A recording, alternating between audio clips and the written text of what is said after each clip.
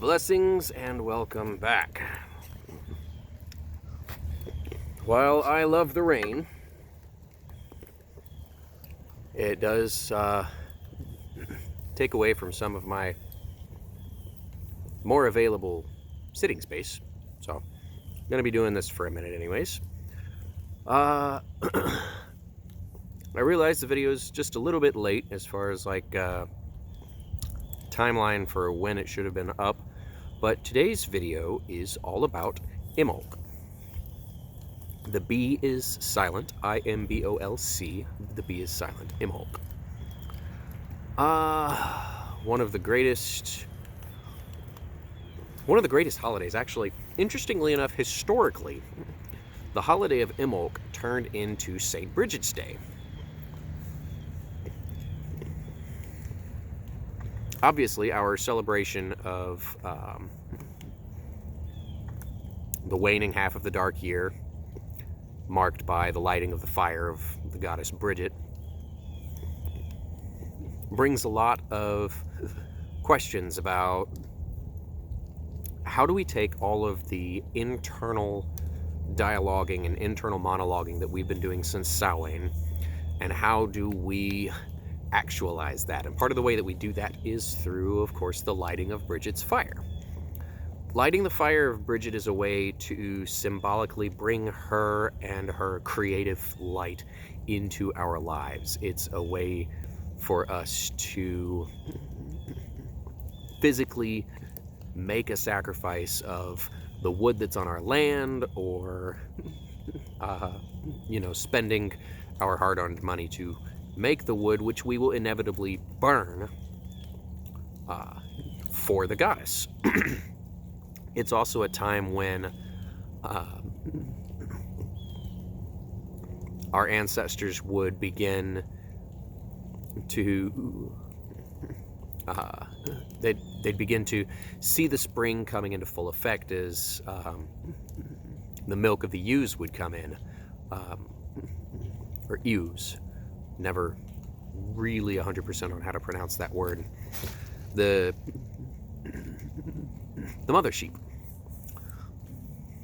A lot of our, especially Irish, ancestors were herdsmen, and so you could mark that February time frame for Imbolc by when the ewes would begin producing milk, and that's a lot of times when they celebrated that, and that has pretty regularly fallen on the 1st of February.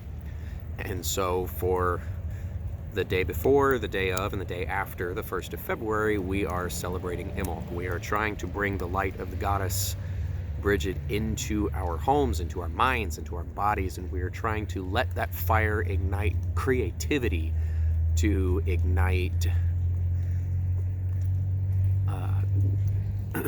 growth and progress and passion. Brigid herself is a goddess of home and hearth, a goddess of fertility, sometimes a war goddess. But she is always, in all of her representations, a goddess of fire. The healing power of fire, the destructive power of fire, the creative power of fire. Fire as an element symbolizes imagination and creativity, symbolizes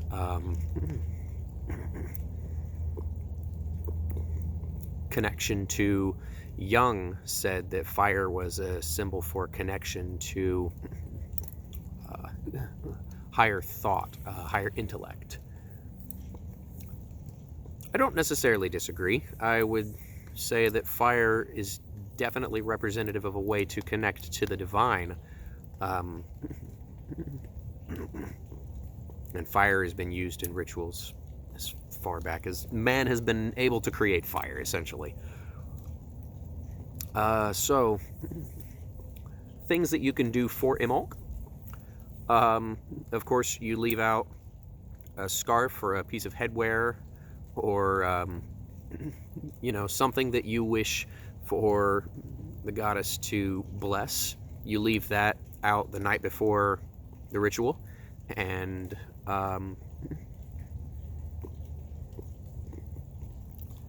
it is blessed the night before. So that's a great way to bring some kids into practice, get them to bring their favorite hat or whatnot and leave it outside with some of your other offerings for the fair folk, and then go recollect it, and Bridget will have passed on her blessings.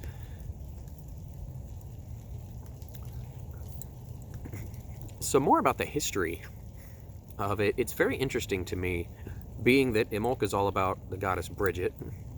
It's very interesting to me that she was, and still remains today, the most hardcore surviving piece of pagan iconography that has managed to transliterate themselves into Christianity, Catholicism specifically.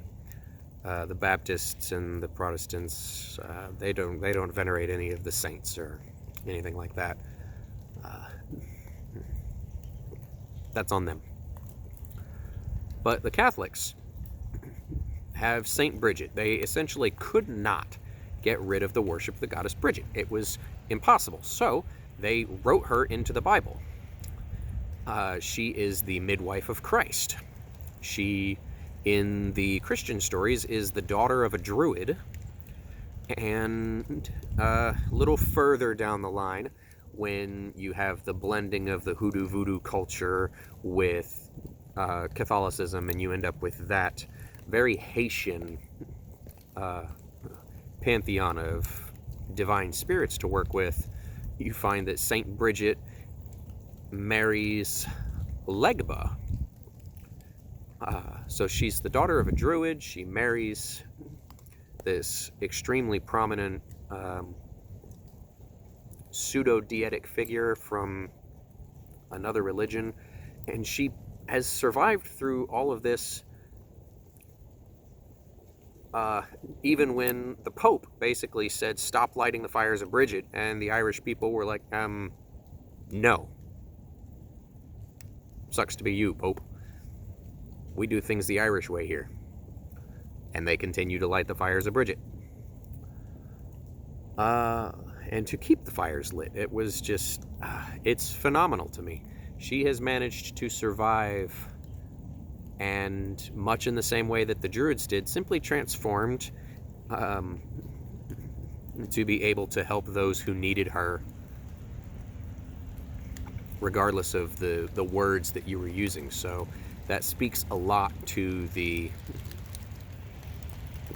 actual ideal of the goddess herself, is that she didn't need for people to be venerating her as a goddess. She needed to help the people who needed her help. And perhaps that's something that you can bring to your own Imbolcs, your own Imbolc rituals, is to help the people that you know need help, you know? Not everybody has it as easy as we do sometimes.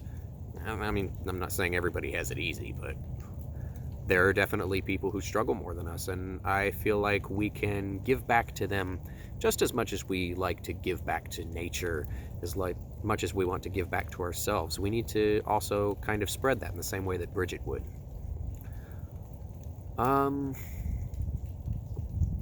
Yeah, I think that covers it for today.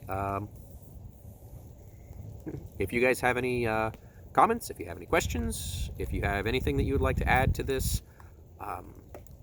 you know, feel free to leave a comment. If you like the content, a like would be super appreciated. And if you want to see more content, get updated, subscriptions are basically the way to go on how to accomplish that. So please like and subscribe for more content. Blessings of the Forest to everyone, and have a very good day. The Druid stick will rise. Alrighty. Oh, yeah. A little bit of more of the woods around here. I love these woods. Alrighty. Have a good day.